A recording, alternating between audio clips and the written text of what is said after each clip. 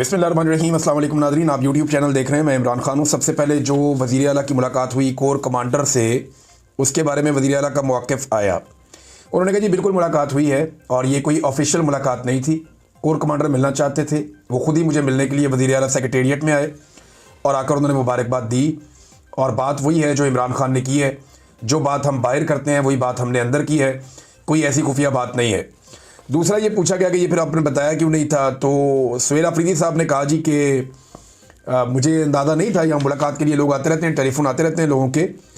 और वज़ीर आला सिंध का उन्होंने कहा और गवर्नर का कहा और साथ उन्होंने कहा जी बलूचिस्तान के वज़ीर आला की भी कॉल आई और उन लोगों ने भी मुबारकबाद दी। तो मुझे अंदाज़ा नहीं था कि हर एक की प्रेस रिलीज़ जारी करनी होती है। लेकिन सुहेल अफरीदी साहब को अब तो अंदाज़ा हो गया होगा कि कोर कमांडर से मुलाकात और बाकियों की टेलीफोन कॉल्स में बड़ा फ़र्क होता है और ये एक जैसी चीज़ें नहीं है।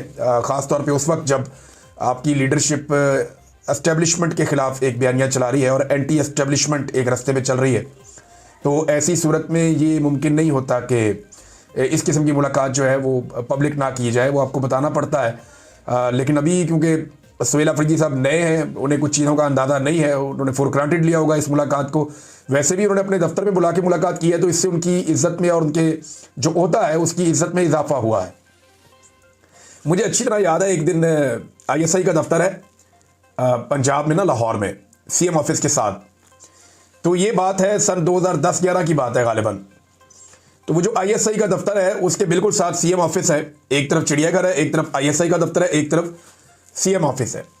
यहाँ पे हमारे एक जर्नलिस्ट थे, उनका नाम, बल्कि अभी भी वो वहाँ पे सहाफ़त करते हैं लाहौर में, अरसलान रफ़ीक भट्टी साहब। बहुत बड़ी बड़ी उनकी माशाल्लाह मूछें हैं। उनका झगड़ा हो गया कुछ सिक्योरिटी वालों से, और ये जो सिक्योरिटी वाले थे ये ISI वाले थे। क्योंकि ये तीनों दफ्तर साथ साथ हैं तो इनकी पार्किंग वार्किंग भी एक दूसरे से मिलती जुलती है। तो ये उस तरफ से आ रहे थे, इनका झगड़ा हो गया। अंदर हमें पता चला कि जनाब भट्टी साहब के साथ लोग लड़ रहे हैं, बाहर मार रहे हैं उन्हें। हम सारे बाहर गए, सहाफ़ी हमने जाके उनको फेंटी लगा दी, वो जो ISI के सिक्योरिटी वाले थे वहाँ पे। कुछ देर के बाद अंदर से काफ़ी सारे बंदे निकल के आ गए, उनका तो अपना पूरा एक सिक्योरिटी का निज़ाम है। वो जनाब हम लोगों को उठा के ले गए ISI के दफ्तर में। उन्होंने हमारे ऊपर तशद्दुद शुरू कर दिया और लड़ाई बढ़ती गई। थोड़ी देर बाद एक अंदर से कोई ISI का ऑफिसर आया, उसने जनाब उनके साथ भी बातचीत की, हमारे साथ बातचीत की। मैंने बाकी जो जर्नलिस्ट हैं उन सब की तरफ देखा, मैंने कहा इससे बात करो, उससे बात की। बहरहाल कुछ सहाफ़ी वगैरह बीच में पड़े, हमें छोड़ दिया उन्होंने। बाद में हम लोग एहतजाज कर रहे थे। वज़ीर आला पंजाब उस वक्त थे शहबाज शरीफ साहब। शहबाज शरीफ साहब ने हमें बुलाया तो हमने बताया जी बाहर सिक्योरिटी वालों ने मारा है सहाफ़ियों को ना। तो इस पर शहबाज शरीफ साहब आग बगूला हो गए, बहुत गुस्से में आ गए। मैं इनको बुलाता हूँ, मैं ये करता हूँ, वो करता हूँ, बहुत गुस्से में ना, धड़ाधड़। जैसे शहबाज शरीफ साहब के मुंह से एक ब्रस्ट निकलता है ना, ऐसे निकला।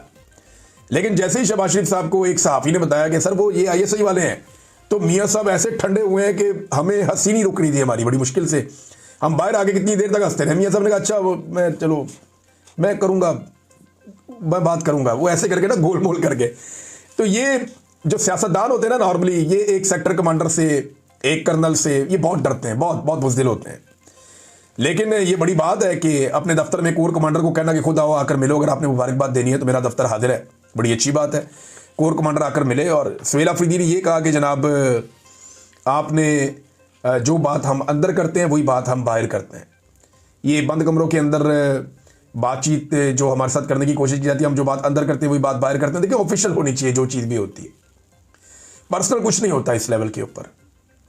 और ना ये लोग कभी पर्सनली कोई चीज़ करते हैं। पाकिस्तान की मिलिट्री एस्टेब्लिशमेंट में जितने लोग हैं वो अपने मिशन के मुताबिक करते हैं। आपको क्या लगता है कि ये जो कोर कमांडर ने आकर वज़ीर आला हाउस में मुलाकात की है वो बगैर किसी अप्रूवल के आ गए थे या बगैर किसी वजह के आ गए थे? नहीं, उनके सिस्टम में पूरी हायरार्की को पता होगा कि वो मुलाकात करने के लिए जा रहे हैं। तो यहाँ अनऑफिशियल कुछ भी नहीं होता और चीज़ें जो है उनको ब्लैक एंड वाइट रखना चाहिए। इमरान खान साहब ने कहा था कि मैं अपनी कौम से कभी झूठ नहीं बोलूँगा और ना आपका सर नीचे होने दूंगा। बहरहाल सुहेल अफरीदी साहब ने बताया कि जी मुझे फिर इमरान खान साहब से मिलने नहीं दिया गया। ये अडियाला जेल पहुंचे, इमरान खान से मिलने की कोशिश की, अदालती अहकामात इनके पास थे, इन्हें फिर इमरान खान साहब से मिलने नहीं दिया गया। ये वज़ीर आला की मुलाकात की एक कोशिश और भी नाकाम हो गई। अब एक सूबा है जहाँ पे इस वक्त एस्टेब्लिशमेंट जिद कर रही है कि उसके वज़ीर आला को हमने उसके लीडर से नहीं मिलने देना। यहाँ पे अमन व अमान के संजीदा मसाइल हैं, दहशतगर्दी यहाँ पे बढ़ती चली जा रही है, उसे कंट्रोल करने के लिए सूबाई हुकूमत के पास एक क्लियर डायरेक्शन होनी चाहिए। और इस हवाले से सुहेल अफरीदी को जाकर इमरान खान साहब से बात करनी पड़ेगी। फिर जनाब गवर्नेंस के इश्यूज हैं उनके तब तक पूरी तरह हल नहीं होंगे जब तक कि वज़रा हलफ नहीं उठाएंगे। अब हमारे जो कई सहाफ़ी हैं, मीडिया के लोग, वो ये कहते हैं जी कि हलफ क्यों नहीं उठा रहे, काबीना क्यों नहीं बना रहे। हालांकि इसमें कानून में कोई इतनी सख्ती नहीं है, लेकिन दूसरी तरफ यही लोग ये बात नहीं पूछ रहे कि कानून के मुताबिक जब अदालत ने वाज़ेह हुक्म जारी कर दिया, अदालत का क्लियर ऑर्डर मौजूद है कि जनाब इनकी मुलाकात करवाएं, तो फिर मुलाकात क्यों नहीं करवा रहे। क्या एक सुपरिटेंडेंट ऑफ जेल या बाहर खड़े हुए एक SHO या जेल के अंदर बैठे हुए इमरान खान के बकौल एक कर्नल की इतनी जुर्रत हो सकती है कि वो अदालती ऑर्डर को अपने पैरों तले रोन दे? इसके ऊपर पाकिस्तान का मीडिया कोई सवाल नहीं उठाता जी। अदालती अहकामात की खुली खिलाफ वर्जी के ऊपर कोई नहीं बोलता, बाकी हर चीज़ पे बोलते हैं। तो मीडिया की 2 नंबरी जो है वो रजिस्टर्ड हुई है इस पूरे दौर में। और जिन लोगों ने आवाज़ उठाई, जिन लोगों ने यह कहा कि अदालती अहकामात के बावजूद मुलाकात क्यों नहीं करवाई जा रही, उन लोगों को मीडिया से अलग किया गया। जिन लोगों ने सच बोलने की कोशिश की उनको मीडिया से हटा दिया गया, उन्हें बाहर निकाल दिया गया और उनको निशाने इबरत बनाया गया। ये हम लगातार होता हुआ देख रहे हैं और अब तक देखते ही चले जा रहे हैं। सुहेल अफरीदी ने इमरान खान साहब से मिलकर हासिल क्या करना है, ये बहुत इंपॉर्टेंट है। नंबर 1 तो वो जो इस वक्त दहशतगर्दी के खिलाफ लड़ाई जिस जगह पहुंची है, या ड्रोन हमलों की जो सिचुएशन है, या जितने भी मामलात हैं उनके ऊपर वो डिटेल बात करना चाहते हैं, क्योंकि उन्होंने सारी सिचुएशन इमरान खान साहब को बतानी है कि जी अगर ड्रोन पे आप नॉमिनेट FIR करवाना चाहते हैं तो ड्रोन हमला तो करती है पाकिस्तान की रियासती इदारे। फिर हम एक नई सिचुएशन में होंगे, आप बता दें, और उस पर पुलिस का रद्द-ए-अमल भी होगा, पुलिस करती है नहीं करती, वो सारे मामलात हैं। दूसरा यह है कि ऑपरेशन के ऊपर हमने किस तरीके से चलना, मामले को किस तरफ लेकर जाना है, किस तरह का ऑपरेशन हम कोऑपरेशन दे सकते हैं और किस लेवल के ऑपरेशन के अंदर हमें उनको रोकना है। और मिलिट्री ऑपरेशन तो बिल्कुल एक कोई सोल्यूशन तो है नहीं, ये तो इमरान खान साहब कहते हैं, तो फिर सोल्यूशन की तरफ किस तरह लेकर जाना है, ये सारी बातें उन्हें इमरान खान साहब से करनी पड़ेगी। इमरान खान साहब ने आज से 20-25 साल पहले भी जो इस खित्ते के बारे में कहा था, वो सारी बातें वक्त के साथ साथ दुरुस्त साबित हुई। तो इसका मतलब है कि कॉमन सेंस की कसौटी पर रख के अगर आप परखें तो इमरान खान साहब का नॉलेज काम कर रहा है पिछली 2-3 दहाइयों से। लिहाजा ये बात अब समझनी पड़ेगी बाकी स्टेक होल्डर्स को भी कि इमरान खान साहब से मुलाकात करवा दें। फिर जो इमरान खान साहब की एक एहतजाजी सियासत है कि पाकिस्तान में इंसाफ दिया जाए, मैंडेट चोरी किया, मैंडेट वापस करें, 9 मई की जुडिशल इंक्वायरी करें, 26 नवंबर की जुडिशल इंक्वायरी करें। अब ये जो सानिया मुरीद के हुआ जिसमें कत्लेआम हुआ, इसकी एक जुडिशल इंक्वायरी करवाई जाए। जबरी तौर पर इंसानों को लापता किया जा रहा, बेशुमार चीज़ें, इमरान खान साहब के लंबे मुतालबात हैं, लेकिन बेसिक चीज़ें मैंने आपके सामने रख दी हैं। अब उस हवाले से जो एहतजाजी तहरीक है वो कब चलेगी, इसमें कुछ लोगों का ये कहना है कि नवंबर का महीना आ रहा है। पिछली मरतबा इन्होंने नवंबर के महीने में कत्लेआम किया था पाकिस्तानियों का, क्या इस मरतबा दोबारा से नवंबर के महीने में एहतजाज करना चाहिए? एक सोच तो ये कि ये बिल्कुल करना चाहिए और दोबारा इस्लामाबाद जाना चाहिए, रास्ते बंद करने चाहिए। अलग अलग किस्म की लोगों की राय है। तो एक तो राय ये है। दूसरी राय ये है कि अभी मोमेंटम पकड़ा जाए, मोमेंटम को बढ़ाया जाए, 26 नवंबर तक इस मोमेंटम को पीक पर ले जाए, दिसंबर जनवरी के अंदर जो है वो अपनी तहरीक को ऊपर लेकर जाए और 2-3 महीने लेकर जब तहरीक पूरी तरह तैयार हो तो फिर एक बड़ा एहतजाजी सिलसिला पाकिस्तान में शुरू किया जाए। ये 2 अलग अलग तरह की राय है लोगों की, लेकिन फैसला किसने करना है? फैसला करना है इमरान खान ने। ये बात इमरान खान की बहनों ने भी कही और यही बात उनकी बहनों को भी रोका गया। आज मुलाकात के लिए वो जा रही थी, उनका दिन था। SHO ऐसे पकड़ के रोक लेते हैं। धक्कम पेल भी हुई है वहाँ पे, वो शाहिद खटक को धक्के पड़े हैं, बाकी जो कुछ MPs थे वहाँ पे, कुछ अरकान थे, उनको भी धक्के पड़े हैं। पुलिस जो है वो जाने नहीं दे रही, किसी को भी अडियाला जेल के करीब फटकने नहीं दे रही। तो मुलाकात होना तो दूर की बात है, बाद में जाके सुपरिटेंडेंट ऑफ अडियाला जेल ये कह देता है अदालत में कि जनाब मेरे पास तो कोई आया ही नहीं। भाई वहाँ तक पहुँचेंगे तो आएंगे ना, वो उधर जाने ही नहीं देता कोई किसी को। तो नाज़रीन, यहाँ पे वज़ीर आला ने भी ये बात की और इमरान खान की बहन ने भी की कि बात तो बाहर आ ही जाएगी। यानी इमरान खान हमें क्या पैगाम देना चाहते हैं, उसका सिर्फ ये तरीका तो नहीं है कि सुहेल अफरीदी की इमरान खान से मुलाकात हो। वो जो लॉन्ग डिस्कशन है वो नहीं हो पाएगी, सुहेल अफरीदी बात नहीं कर पाएंगे, अपने लीडर से मिल नहीं पाएंगे, लेकिन इमरान खान साहब जो कहना चाहते हैं वो तो मामला बाहर आ ही जाएगा। वो किसी भी तरीके से आएगा, वो आ जाएगा। पाकिस्तान तरीके इंसाफ इतनी गई गुजरी भी नहीं है और वो ये क्लेम पहले भी करते रहे हैं कि इमरान खान साहब हमें जो बताना चाहते हैं वो हम तक बात पहुंच ही जाती है। नाज़रीन, एक तो ये मामला है कि वज़ीर आला बार बार कोशिश कर रहा है और उसे मिलने नहीं दिया जा रहा। दूसरा मामला, गजा में पाकिस्तानी फौजियों की शमूलियत। गजा के अंदर एक्चुअली इसको जरा समझे थोड़ा सा मामले को, मैं आज आपके सामने इसके तमाम पहलू रख देता हूं। नंबर 1, गजा के अंदर एक फौज जा रही है जो स्टेबलाइजेशन लेकर आएगी, इस्तेहकाम लाने के लिए एक फौज गजा में भिजवाई जा रही है। ये डोनाल्ड ट्रंप का और इसराइल का मिलकर एक फार्मूला है जिस पे अमल दरामद होने जा रहा है। अब इस फार्मूले में जो फौज जा रही है उसमें पाकिस्तानी फौज का नाम लिया जा रहा है। इसराइल ने कहा जी जो फौजें हम अप्रूवल देंगे ना, जिन फौजों की हम ये कहेंगे ये फौजें आ जाएं तो उनको आप आने देंगे, जिनको हम कहेंगे नहीं आना उनको आप नहीं आने देंगे। यानी ईरान की फौज पे इसराइल राजी नहीं होता कि ईरान की फौज गजा में नहीं आनी चाहिए। इसी तरह इसराइल जो है वो यमन की फौज पे भी राजी नहीं होगा। फिर तुर्की की फौज पे उसने एतराज किया जी तुर्की की फौज भी गजा में नहीं आनी चाहिए। बहुत सारे जो है वो मगरबी ममालिक हैं, उनकी फौज को भी इसराइल पसंद नहीं करता कि वो गजा में आए। लेकिन पाकिस्तानी फौज को इसराइल ने मंजूरी दी है, बकौल किसके? बकौल मार्को रूबियो के। उनको एतराज नहीं है, वो दे आर कंफर्टेबल, उन्हें प्रॉब्लम नहीं है अगर पाकिस्तानी फौज आती है। लेकिन इसराइल कह रहा है जिसको हम कहेंगे वही आएगा, और पाकिस्तान के बारे में कोई एतराज नहीं है। जिनके बारे में एतराज है मैंने आपको बता दिया, तुर्की खास तौर पे उसमें एक मेन मुल्क है। तो इसराइल डिसाइड करेगा कि गजा में कौन कौन से मुल्कों की फौजें आएंगी। एक तो ये बात होगी क्लियर। अब इसराइल ने एनओसी देना है जिस जिस मुल्क की फौज ने वहां पे आना है।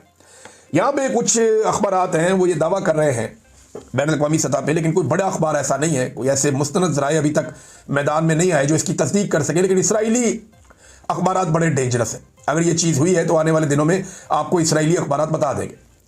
दावा यह किया जा रहा है कि आसिम मुनीर साहब ने जो मिस्र का, उर्दन का और सऊदी अरब का दौरा किया है, इसमें याद रखिएगा कि इन ममालिक ने, सऊदी अरब ने नहीं किया हुआ, इसराइल को तस्लीम किया हुआ है। तो आसिम मुनीर साहब का जो मिस्र का दौरा था, इसमें कुछ लोग कहते हैं कि उनकी कुछ मुलाकातें हुई हैं। अब ये दावा किया जा रहा है चंद तहरीरों में। अभी तक इसराइली अखबारात ने, अमरीकी अखबारात ने इसका जो है वो कंफर्मेशन नहीं दी, ना किसी और दुनिया में ये छपी है। एक अफगानिस्तान टाइम्स है वहाँ पे आई है, एक दो और जगह है, एक बिग न्यूज़ है, वहाँ पे कुछ जगहों पे ये खबर आई है। लेकिन इसकी कंफर्मेशन आ जाएगी अगर ये सच्ची होगी तो। खबर ये दी जा रही है कि जनाब वहाँ पे कुछ इसराइलियों के साथ मुलाकातों में चीज़ें तय हो गई हैं, जिसके बाद इसराइल को अब पाकिस्तान की गजा में आमद पर कोई एतराज़ नहीं होगा। लेकिन चले मेन खबर की तरफ आते हैं। यहाँ पे ना दो तरह की खबरें आपके सामने रखी जा रही हैं। एक तो मैं आपको बताता हूँ कि सरकारी कैंप या मौजूदा रजीम इसके बारे में क्या कह रहा है कि पाकिस्तानी फौज पहुंच जाए अगर गजा में, और अवामी कैंप इसके बारे में क्या कह रहा है अपोजिशन का, और होने क्या जा रहा है दरअसल ये भी मैं आपको बता देता हूँ। नंबर एक, जो सरकार है या सरकारी जो हमायती है उनका ये कहना है कि ये तो एक बहुत बड़ी सआदत है कि पाकिस्तानी फौज अगर गजा में पहुंच जाती है तो ये इसको जोड़ेंगे बैतुल मक़दस के साथ, मस्जिद अल-अक़सा के साथ।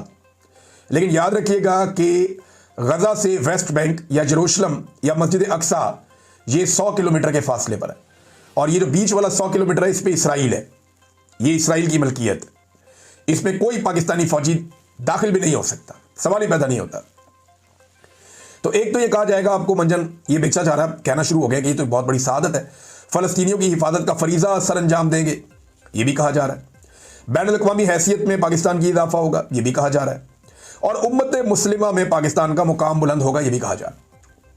अब जो इसकी अपोजिशन है, जो दूसरी तरफ के लोग हैं या अवामी हल्के हैं, वो क्या कह रहे हैं? वो कह रहे हैं कि ये ट्रंप की इसराइल को महफूज बनाने की एक साजिश का हिस्सा है। नंबर दो, वो ये कह रहे हैं कि ये इसराइल को नहीं हमास को कंट्रोल करेगी। ये जो फौज जाएगी, मुख्तलिफ ममालिक के फौजियों पर मुश्तमिल जो फौज जाएगी, ये हमास को कंट्रोल करेगी, इसराइल को कंट्रोल नहीं करेगी। फ़लस्तीनियों की जो मज़ामत है वो हमेशा के लिए ख़त्म हो जाएगी, ये भी दावा किया जा रहा है, और इसराइल की मंजूरी से गजा जाने से सआदत हासिल नहीं हो सकती। अब दूसरी तरफ का मौक़िफ़ जो है वो ये है, होगा क्या वो आपको बाद में बताता हूँ। लेकिन अल्लामा राजा नासिर अब्बास साहब ने एक बड़ी ज़बरदस्त इसके ऊपर तहरीर लिखी है, वो तहरीर मैं आपके साथ शेयर करना चाहता हूँ। वो कहते हैं जी, मैं हुकूमत पाकिस्तान के उस मुबैना मनसूबे पर गहरी तशवीश और दो टोक मुखालफत का इजहार करता हूँ जिसके तहत पाकिस्तान के फौजी एहलकारों को नाम नहाद इंटरनेशनल स्टेबलाइजेशन फोर्स ISF के हिस्से के तौर पर गजा भेजने की तैयारी की जा रही है। ये फोर्स अमन या इंसाफ के क़याम के लिए नहीं, बल्कि दरअसल अमेरिका की क़यादत में बनने वाला एक ऐसा ढांचा है जो इसराइली कब्जे को ख़त्म करने की बजाय उसे बरकरार रखने के लिए बनाया जा रहा है। इसमें शमूलियत पाकिस्तान को एक कब्जा सहूलतकार के तौर पर पेश करेगी। ऑक्यूपेशन एनेबलर, यानी कब्जा जो है वो इसराइल का है और उसके सहूलतकार के तौर पर पाकिस्तान को पेश करेगी। सबसे पहले मौजूदा शक्ल में ISF का क़याम गजा पर इसराइली कंट्रोल को जायज़ करार देने के मुतरादिफ होगा। ये किसी गैर जानिबदार अमन फोर्स की बजाय कब्जे की नई शक्ल बनकर सामने आएगी, जिसमें इसराइली जारहियत को मुसलमान ममालिक की शमूलियत के जरिए छुपाने की कोशिश की जाएगी। तजवीज़ की एक और बड़ी वजह यह है कि फ़लस्तीनी अवाम ने किसी गैर मुल्की फ़ोर्स की तैनाती की इजाज़त नहीं दी। बगैर मकामी मंजूरी के किसी भी फौजी फोर्स की तैनाती बैनुल-अक़वामी कानून और अक़वाम मुत्तहिदा के अमन मिशन के बुनियादी उसूलों की सरी खिलाफ वर्जी होगी। गजा के अवाम ऐसी फोर्स को अमन लाने वाली नहीं बल्कि ज़बरदस्ती मुसल्लत करदा गैर मुल्की मौजूदगी के तौर पर देखेंगे, जो इब्तदा से ही गैर कानूनी और नाकाबिले कबूल होगी। क्योंकि ISF के लिए कोई अक़वाम मुत्तहिदा की सलामती कौंसिल की बाकायदा मंजूरी मौजूद नहीं है, इसलिए ये फोर्स लाजमन अमरीकी क़यादत में काम करेगी, जिससे इसकी गैर जानिबदारी ख़त्म हो जाएगी और वो वाशिंगटन और तेल अवीव के मफादात के ताबे होगी। रिपोर्ट्स के मुताबिक ISF को हमास को गैर मुसल्लह करने का इख्तियार दिया जाएगा, जो न सिर्फ इश्तियाल अंगेज़ बल्कि अमली तौर पर नामुमकिन हदफ है। किसी मुज़ामती तहरीक को ज़बरदस्ती गैर मुसल्लह करने की कोशिश अमन नहीं लाएगी बल्कि नए तसादुम को जन्म देगी। अब साफ अल्फाज में कहा जाए तो ISF में पाकिस्तान की शमूलियत इसराइल के साथ मिलकर फ़लस्तीनी मुज़ाहमत को दबाने के मुतरादिफ होगी। ये बहुत इंपॉर्टेंट है। वो कह रहे हैं अगर हमारी फ़ौज जाती है तो ये इसराइल के साथ मिलकर फ़लस्तीनी मुज़ाहमत को हमेशा के लिए दबाने की एक कोशिश के मुतरादिफ होगी, जो कि